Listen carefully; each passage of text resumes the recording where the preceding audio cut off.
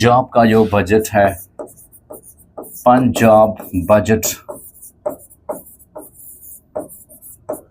ये कब पेश किया जाता है?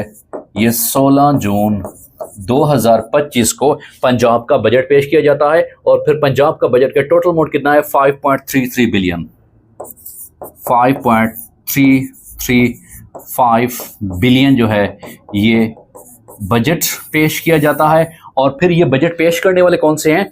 फाइनेंस मिनिस्टर मुश्तबा शुजाउर रहमान साहब, फाइनेंस मिनिस्टर मुश्तबा शुजाउर रहमान साहब इसको प्रेजेंट करते हैं। तो पंजाब के बजट के हवाले से मोस्ट इंपॉर्टेंट क्वेश्चन ये हैं कि इसको कब प्रेजेंट किया जाता है? 16 जून को प्रेजेंट किया जाता है। इसका टोटल वॉल्यूम, कुल हुजूम कितना होता है? वो 5.335 बिलियन रुपीस होता है। कौन इसको प्रेजेंट करते हैं? पंजाब के फाइनेंस मिनिस्टर जनाब मुश्तबा शुजाउर रहमान साहब पंजाब के बजट को प्रेजेंट करते हैं।